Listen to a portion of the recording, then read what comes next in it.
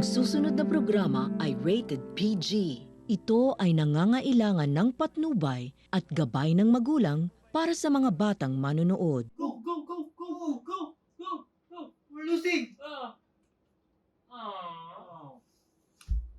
na tayong pera. Gutom na ako. Tara, kain tayo. Ay, di ba bigyan tayo pera nila? Ayoko kanina. Oo. Saan na? Dito, dito. Dito! Ayan. Uy, 100! Oh, 100? pero, sino nga ba to? Sino Ba't to? ba't siya nandiyan sa 100? Tama. Kaya? Bakit kaya? Tara, tanongin natin si Ethan. Tara.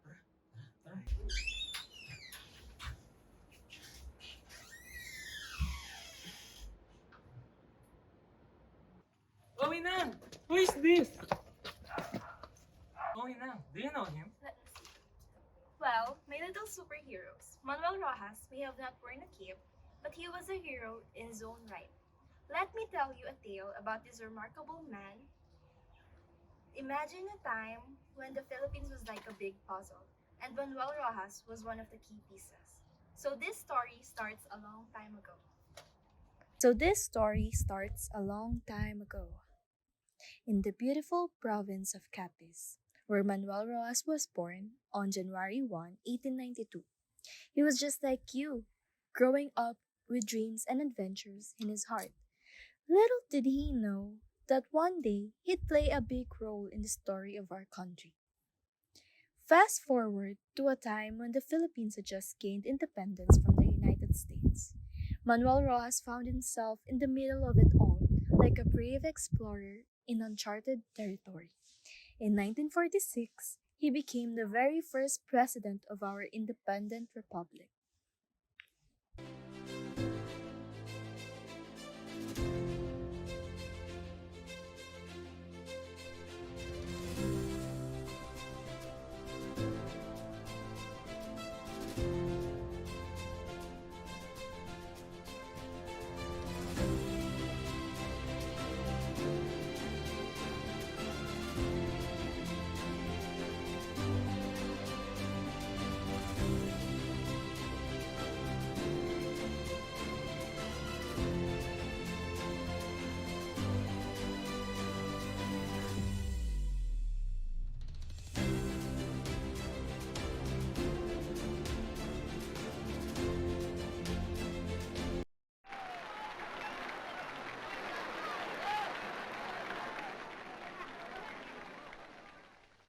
With this ceremony, a new nation is born. 48 years ago, the mantle of American sovereignty fell over this land and this people. It was the beneficent sovereignty of a liberator, pledged to be withdrawn as soon as the well-being of the people would safely permit. America never wavered in that purpose. America today redeems that pledge.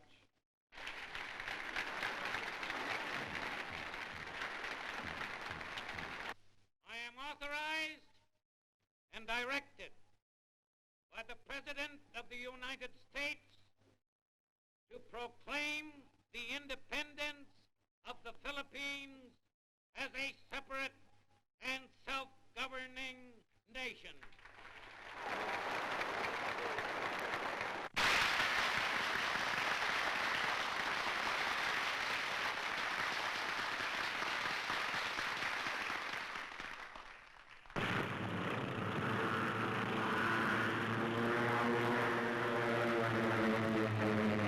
But Inang, why is he important? What did he do? Excellent questions, my little inquisitor. President Roxas had the huge task of leading our country as it stood on its own 2 feet after the chaos of World War II. It was like being the leader of a team trying to rebuild a giant sandcastle after the tide had washed it away. He made important decisions, like signing the Bell Trade Act, which helped us make friends and build strong ties with the United States. It was a bit like exchanging superhero gadgets to make sure our nation could stand tall. But then, my dear ones, tragedy struck. In 1948, just 2 years into his presidency, Manuel Rojas passed away unexpectedly. The nation felt a bit like it had lost a wise elder, and people mourned the departure of a leader who had tried to make our country great. The Bell Act, or Philippine Trade Act of 1946, as this law is generally known, required the amendment of the Philippine Constitution so as to allow American citizens and corporations to exploit the natural resources and operate public utilities, which privilege was restricted to Filipino citizens and corporations. Ina, did people love Manuel Rojas? Why was he special? Oh my sweet chikiting. People didn't love Manuel Rojas. He was special because he brought a sense of hope and stability during a time when our country needed it the most. Imagine him as a gentle lighthouse guiding ships through stormy waters, helping the Philippines find its way after the challenges of war. You see, during his presidency, President Rojas worked hard to make our nation strong. He focused on rebuilding the economy like a clever inventor, fixing a broken toy to make it better than before. People admired him for his dedication to creating a better life for everyone. But Ina, if people loved him, why did he leave so soon? Ay naku, my curious one. That's the sad part of the story. Life is unpredictable, much like the weather changing from sunshine to rain. In 1948, he was just 2 years into his term, President Rojas left us unexpectedly. It was a bit like losing a favorite character in a storybook. The nation mourned and people felt a deep sense of loss. Yet, my dears, even though his time as president was cut short, Manuel Rojas left behind a legacy that continues to shape the Philippines. His efforts to strengthen our ties with other countries and his vision for a prosperous nation laid the foundation for the generations that followed. Inang, was he like a king or something? No, my precious one! He wasn't a king, he was a president, like the captain of a ship steering through the vast ocean of possibilities. His role was to lead and guide, making decisions for the benefit of our country. Just like how you might choose which game to play with your friends, he made choices to help our nation grow and thrive.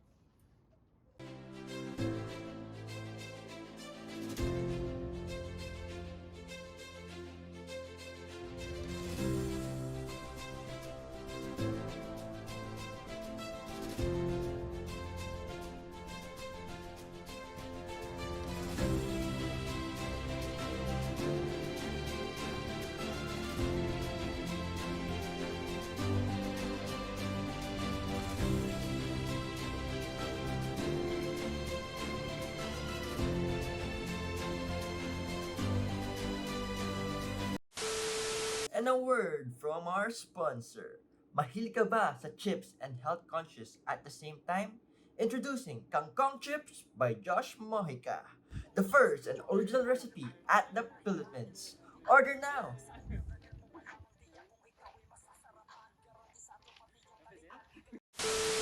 Another change in administration in the Far East when, after 48 years of American sovereignty, the men and women of the Philippines received their independence.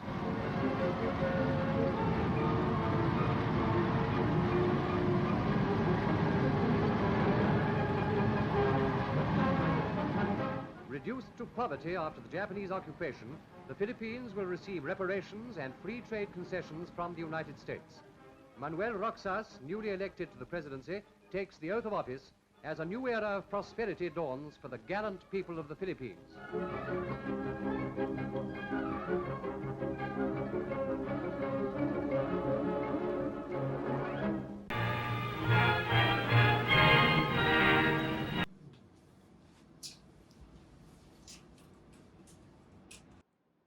Go, go, go, go! Go!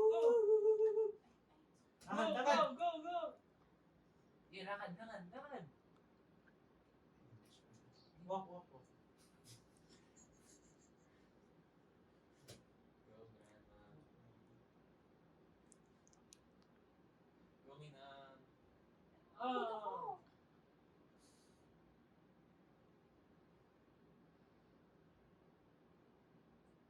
Nakakalaban. Paano tumalon dito? Yan, W space. W space. Yan.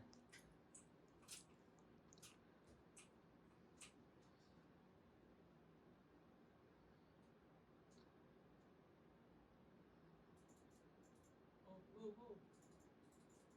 Go, go, go, go, go, go, go, go, go, go. Go, go, ah. Ina, what's happening in these pictures? It looks so old. Ah, these pictures tell a tale, my dears. Let me take you back to a time when history unfolded before my eyes. Let me take you back to a time when history unfolded before my eyes. 4th of July, 1946 was Philippine Independence Day.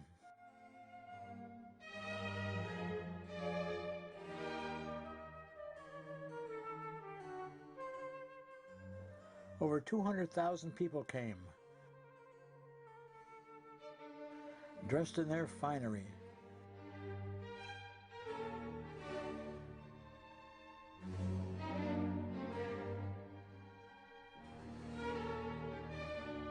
We watched a rain-soaked American flag come down and a rain-soaked Filipino flag go up. After all, it was the rainy season. An historic drama unfolded before our eyes. A moment etched in time.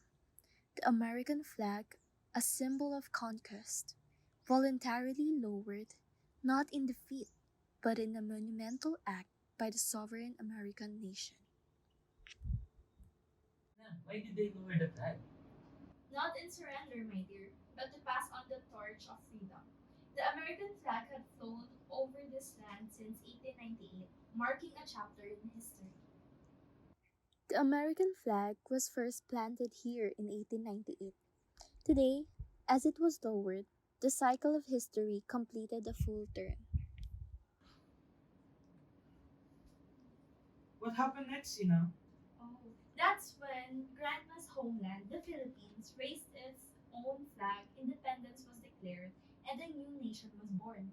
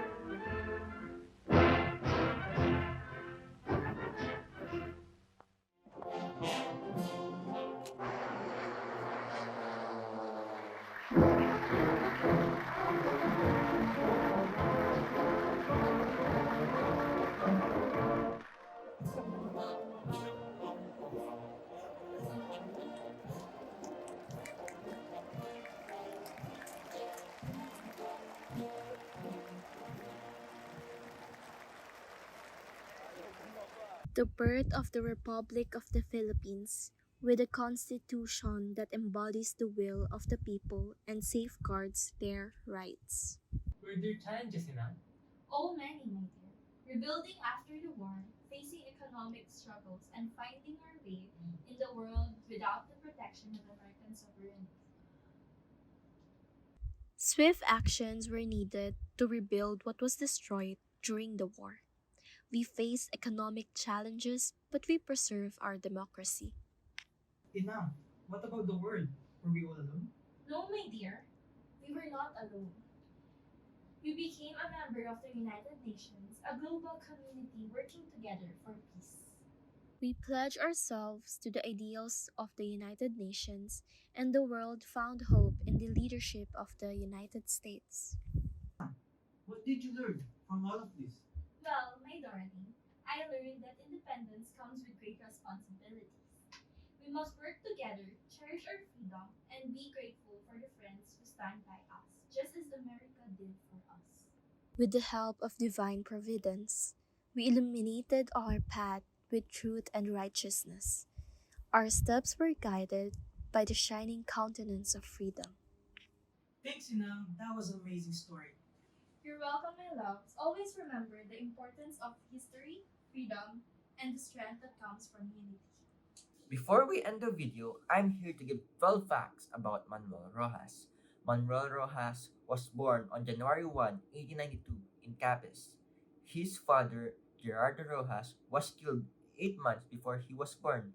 He was raised by his mother and maternal grandfather. Rojas was one of the pioneer of the UP College of Law when it was established in 1911. He was the class president and was one of its best students. He became a bar top-notcher in 1913. Chief Justice Arellano needed a young assistant in his legal researches and was impressed by Rojas' records. He became his private secretary and he never forgot Arellano during the height of his career. After becoming a governor, Rojas was elected as representative of the 1st District of Capiz. He became the Speaker of the House from 1922 up to the inauguration of Commonwealth government in 1935. Speaker Rojas and Senator Sergio Osmeña led an independence mission in 1931.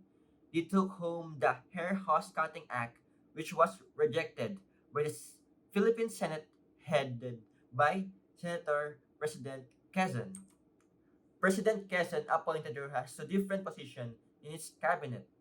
Rojas was appointed chairman of the National Economic Council, Secretary of Finance, and acting executive secretary. He was accused of collaboration during the Japanese, but General Douglas MacArthur insisted that he was intelligence and officer of the USAFFE and maintained communication in Mindanao. After the war, Rojas established the liberal wing of the Nacionalista Party for the election 1946. He won against Osmeña and became the last president of the Commonwealth and the first president of the Third Republic. The main task of his administration was to rise from the ashes of war during his administration. The Rehabilitation Finance Corporation was established and war damages were received from the US. During the Ross administration, the country started special relation with US laws such as the Bell Trade Act and the Parity Rights Amendment were enforced in favor of the Americans. To protect the agricultural tenants, the Agricultural Tenancy Act was passed and Republic Act number 34 established a 70 to 30 sharing arrangement between the tenants and the landowners. During the Rojas administration, President Manuel Rojas died of heart attack a few hours before the- I mean correct a few hours after delivering a speech in Clark Air Base on April 15, 1948. He was survived by his wife Trinidad, daughter Ruby, and son Gerardo.